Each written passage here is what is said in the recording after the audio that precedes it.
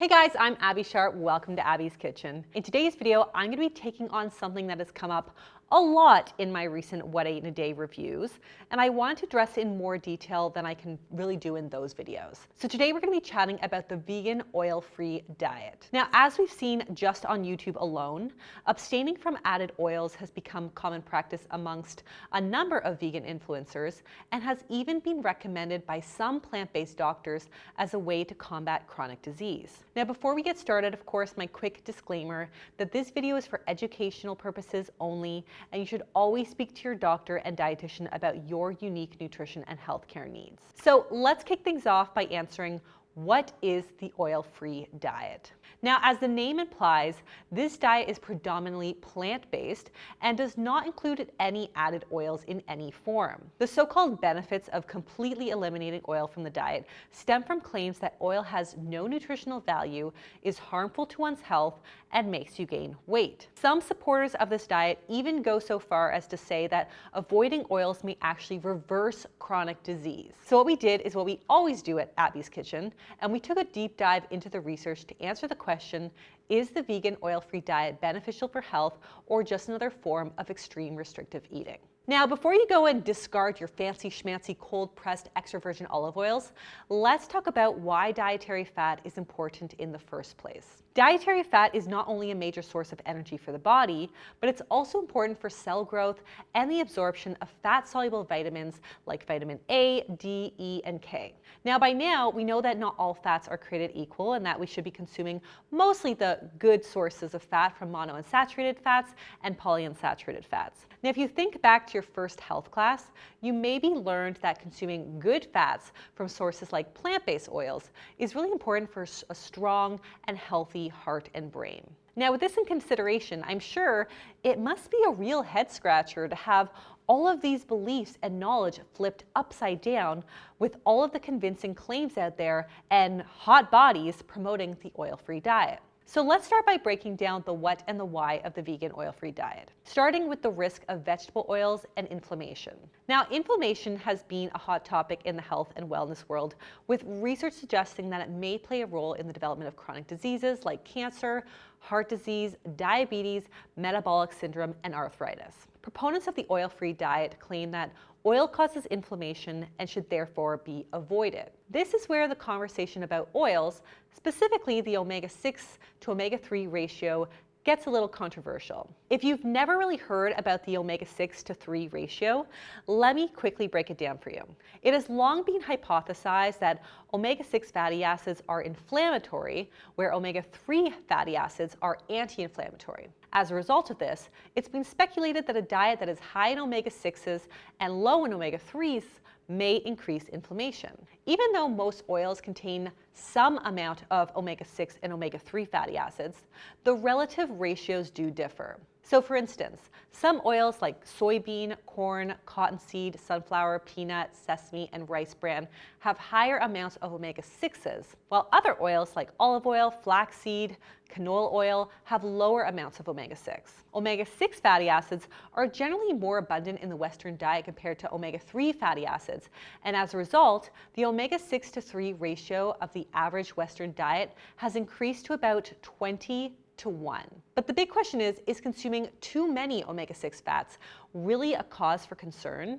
And should you completely swear off oils because of this? Well, according to research, the answer is simply no. Although some studies have pointed to the potential inflammatory properties of too much omega-6 in the diet, a systematic review and meta-analysis found that increased dietary intake of linoleic acid, which is the most common omega-6 fatty acid, does not have a significant effect on blood concentrations of inflammatory markers. This includes inflammatory markers like C-reactive protein, fibrinogen, cytokines, and tumor necrosis factor. These large studies concluded that we don't actually have strong evidence to suggest that omega-6 fatty acids in themselves increase inflammation. Though more research is definitely needed to confirm the relationship between omega-6 and inflammation, what we can say is that omega-3 fatty acids absolutely do have anti-inflammatory effects. Research has shown that omega-3 fats may help lower inflammation in healthy adults and in people with metabolic syndrome. It can alleviate joint pain and improve inflammatory damage in inflammatory bowel disease. In addition, the benefits of omega-3 fatty acids spread far beyond inflammation and may even help fight with depression and anxiety, improve eye health, reduce symptoms of metabolic syndrome, improve risk factors for heart disease, and may even prevent some types of cancer. In other words, it really is important to focus on those sources of omega-3s, or of course take a fish oil supplement. So even though it has been speculated that the omega-6s from oils may cause inflammation, the bottom line is that correlation does not really equal causation. There's ultimately not enough strong evidence to really make this claim, but what we do have stronger research on, however, is the benefits of omega-3s. And when we're talking about oils, these things come as a package. So if you're concerned, just try to choose oils that have higher omega-3 to omega-6 ratios like walnut oil or flaxseed oil, and minimize those heavily refined omega-6 rich oils that we already discussed. Now let's talk about the argument that vegetable oils cause heart disease. I want to start by stating that heart disease is the #1 cause of death in the world, and the numbers actually continue to rise each year. That's pretty serious. But despite the scary statistic, heart disease can be preventable through lifestyle and dietary change. I have also lost family to heart disease, so when it comes to dietary recommendations for heart health, I do not mess around, which is why the claims against oil and heart health that are promoted by advocates of the oil-free diet have really got me in a serious mood. According to Dr. Esselstyn, a vegan doctor and no-oil advocate, oils negatively impact the cardiovascular system because they injure the endothelium, the innermost lining of the artery, and this injury is the gateway to vascular disease. Other advocates likewise claim that oil slows down blood flow and increases the chance of cardiovascular disease. Interesting theory. Now, I diligently combed through the research on these claims, and one thing I did find, unsurprisingly, was the overwhelming amount of high-quality evidence on the cardiovascular benefits of oil, specifically olive oil. So let's state the legit facts, shall we? Now, for a long time now, the Mediterranean diet has been a key player in the prevention of heart disease, and one of the main dietary recommendations is olive oil consumption. This is because a large body of evidence supports the benefits of olive oil in lowering the risk of heart disease markers. One of them, of course, being blood pressure. Now, high blood pressure is one of the strongest risk factors for heart disease, and research has consistently shown that higher intakes of olive oil in the diet can significantly reduce blood pressure levels.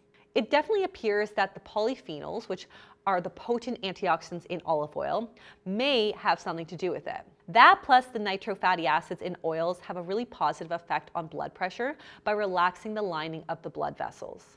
Now, similar to blood pressure, cholesterol is also a semi-controllable risk factor for heart disease. As you may or may not already know, ideally you want to increase your HDL cholesterol, or the good cholesterol, and lower your LDL cholesterol, the bad cholesterol. And several systematic reviews have found that the polyphenols in olive oil may help increase HDL cholesterol, while unsaturated oils like olive oil and flaxseed oil were effective in reducing LDL cholesterol. The same positive effects can be said for reducing the incidence of stroke. According to a large 2014 systematic review, there's a significant association between olive oil consumption and reduced risks for cardiovascular events and stroke. In fact, the study found that olive oil was the only source of monounsaturated fat to have preventative effects. Another study with a large sample size likewise found that those who consumed olive oil have a much lower risk of stroke than those who do not. To drive this point home even further, a large prospective cohort study found that for every 10-gram increase in daily olive oil consumption, cardiovascular disease decreased by 10% and mortality risk decreased by 7%. That is powerful stuff. The benefit of olive oil consumption specifically goes far beyond heart health and may also be beneficial for combating Alzheimer's disease, rheumatoid arthritis, and maybe reducing the risk of type 2 diabetes and some cancers. With all of this in consideration, I am definitely on team oil when it comes to heart health. Another problematic claim against the consumption of oils is that they have no nutritional benefit and are essentially empty calories and comparable to white bread. Oh boy. Let's break down the facts. So monounsaturated oils like olive oil and avocado oil are rich in vitamin E and K, which are really important for red blood cell formation and blood clotting, respectively. This also speaks to the cardiovascular benefits of olive oil, which we've already, of course, covered.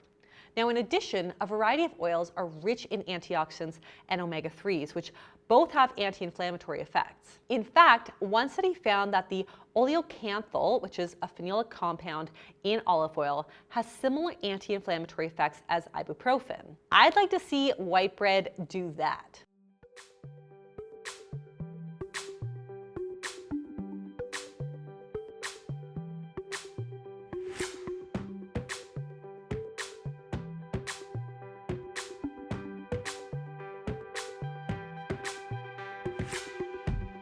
I would also like to discuss the use of oil beyond nutrition for a hot minute. Now, oils have been used for centuries across a variety of cuisines and not entirely for nutritional purposes alone. Rather, they're used for reasons like enhancing flavor and texture, which are just as important for your overall eating experience. I mean, would Chinese or Korean food taste the same without sesame oil? Probably not. Do salads and marinades taste that much better with a drizzle of olive oil? Heck yes, they do. Would Brussels sprouts be that appealing without a little bit of oil to get them to crisp up in a hot oven?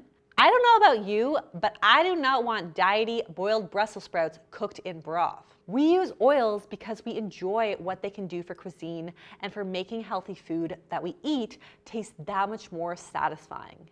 Is that not nourishing in and itself? As for the effects of heating on oil, it has long been understood that some oils are unstable when heated and can release harmful free radicals, which can then have a negative impact on health. The same negative health effects occur when oils are repeatedly heated. So, for example, when oils get reused in restaurants to deep fry food. Though science has confirmed this about some oils, I am not at all surprised that no oil dieters would take this information and run with it. So the question is, does heat really ruin the health benefits of oils or make them dangerous? To answer this question, it really comes down to the lipid profile of oils and the percentage of polyunsaturated, monounsaturated, and saturated fats that they contain. Research has shown that oils that contain higher percentages of polyunsaturated fats can be more easily damaged when exposed to high heat because they degrade more easily. So some examples of these types of oils include soybean, grapeseed, and sesame oil. On the other hand, oils that have a higher percentage of monounsaturated fats and saturated fats are a little bit more stable and heat resistant. So evidence has actually shown that some of the most stable cooking oils are things like extra virgin olive oil and coconut oil. So extra virgin olive oil has a monounsaturated fat profile of about 75%, and combined with its antioxidant content, it's fairly resistant to heat. Coconut oil is also ideal for high heat cooking because it's high saturated fat content. Despite the higher amounts of saturated fat, studies have shown that coconut oil can in fact increase HDL cholesterol, which is the good cholesterol, while some, but not all of its fatty acids raise the bad LDL cholesterol. Personally, I try not to really overdo it on any one oil, especially because the research is still evolving on coconut oil specifically. So in case you're wondering, with coconut oil, I'm totally cool with enjoying it in moderation. Same with butter, same with canola, same with basically anything else.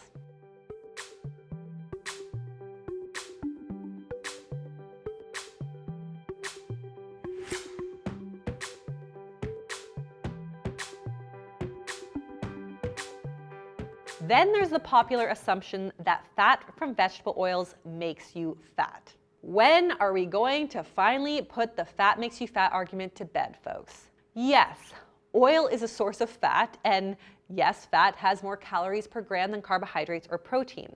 These are facts. However, the argument that consuming oils in your diet will make you gain weight is a bit of a stretch, and I'm going to tell you why. One of the main arguments for the vegan no-oil diet is that oils are calorie dense, and as a result, an easy way to add extra calories and cause you to gain weight. Many no-oil advocates are quick to mention that 1 tablespoon of oil contains roughly 100 calories, and 1 cup of oil contains around 2,000 calories. First of all, who is shooting back a whole cup of oil in one go? Second of all, though 1 tablespoon of oil for 100 calories may seem like a lot of calories, when you think about your total daily caloric intake, This amount is actually pretty negligible. For example, let's say you use 1 tablespoon of oil to cook up a veggie stir fry that yields 4 portions.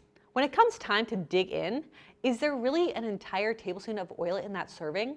No, there isn't. Even if it was, that is only 4% of your total caloric intake for the day. Assuming you eat a balanced diet with a variety of fruits, vegetables, whole grains, and protein, this amount of fat is actually quite insignificant. More importantly, food is more than just calories, and adding oils to food and cooking may actually aid in weight loss. One 3-year study found this actually to be true with a diet rich in olive oil. Similarly, a cohort study on 7,000 participants found that higher intakes of olive oil was not associated with weight gain. This is actually not all that surprising to me, as fats have a role in satiety by slowing down the rate of digestion and keeping blood sugar levels even-keeled. Overall, it may be seemingly easy to point the finger at a specific food or food group as the culprit behind weight gain, especially because this is really the common and most consistent message that we get from the media and from diet culture in general. The truth is, a lot of weight loss and weight gain is kind of out of our control, and much of it has to do with our genetic makeup and socioeconomic factors.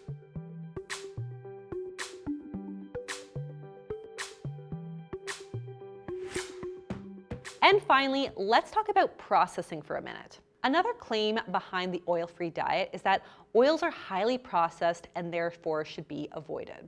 Now, before we get into oil processing, one thing that we really need to make clear is that processed foods in general exist on a spectrum, and some amount of processing can actually make food healthier and safer. So for example, minimally processed foods use little processing or preserve freshness. So washed or pre-cut fruits and vegetables, canned beans, frozen vegetables, milk, yogurt, etc. On the other end of the spectrum exists ultra-processed foods, like those ready-to-eat convenience meals, like frozen meals and hot dogs, etc., which of course should be consumed in moderation. But where do oils exist on the spectrum? Well, that actually depends on the type of oil, its intended use, and the manufacturer. Some oils are minimally processed and unrefined to retain the flavor and smell of the original oil seed. You can find these oils on the grocery store shelves labeled as cold pressed, expeller pressed, virgin, or extra virgin. However, because these oils are less processed, they are less stable and have a shorter shelf life. Therefore, storage temperature and exposure to light and oxygen are really important things to consider. Oils that are more processed and refined are designed to withstand long-term heat demands. So, for example, deep fat frying. These tend to have longer shelf lives and are more uniform in their taste, smell, and appearance. Refined oils are also less expensive than unrefined oils, so that's something to think about as well. When it comes to deciding what oils to use, unrefined oils are the ideal choice whenever possible if your budget allows. If you're confused by all of the processing labels and terms, just stick to this list of the most commonly unrefined oils. So almond oil, avocado oil, cold pressed or expeller pressed canola oil, virgin coconut oil, flaxseed oil, cold pressed or expeller pressed grapeseed oil, hemp oil, extra virgin olive oil, cold pressed or expeller pressed sesame oil, and cold pressed or expeller pressed walnut oil. Now, before we finish up, I do want to talk a little bit about how this harmful messaging around oils can have a negative impact on our relationship with food. Knowing what we now know about oils, spreading the message that oils are harmful or bad or dangerous or make you fat only perpetuates disordered eating and harmful eating disorder behaviors. Fear of oils is actually very common in eating disorder circles, especially in those suffering with orthorexia. Having someone who is highly respected in our society, like a doctor, recommend that we avoid oils like the plague will only further entrench people in these highly restrictive food rules and rituals that take over their everyday functioning. It can also actually help mask disordered eating and eating disorder rules, as this messaging can easily be accepted as being healthy. From my own experience with orthorexia, I remember how these types of messages would fuel and validate my anxiety around food, giving me another reason to eliminate something from my diet that I truly enjoyed. We need to stop demonizing food and start letting go of the good food versus bad food mentality. And this goes for health professionals especially. I've said it before and I will continue to say it until I am blue in the face, but all foods can fit in the diet, even those that may or may not be considered healthy. So should we be swearing off oils as the oil-free diet suggests? My answer is a big fat no. Though not all oils or fats are considered equal, to completely eliminate healthy and beneficial oils from the diet is simply impractical and unfounded by solid scientific research. And part of the reason being that the benefits of olive oil on heart health are really well established. Other oils like flaxseed and virgin canola oil are also rich in omega-3 fatty acids, which have been proven to be highly beneficial for overall health. I would also say that these food rules really do pull us away from a lot of amazing social experiences around food. Because I don't know about your experience, but it's probably really hard to go to a restaurant or be a dinner guest and order a meal that is completely devoid of any fat or oil. Of course, there is nothing wrong with being mindful about added oil portions because yes, of course, added oils do add extra calories to your meal. However, the absolute no oil diet does seem to be taking this to an extreme.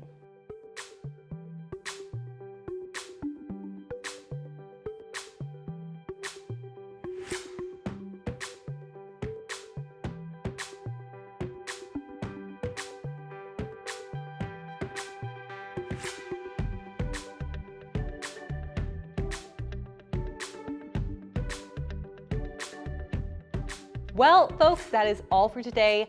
As always, if you like this video, be sure to give it the thumbs up. Leave me a comment below about the vegan oil-free diet if you have any questions that you might have. Subscribe to the channel, and I will see you next time on Abby's Kitchen. Bye.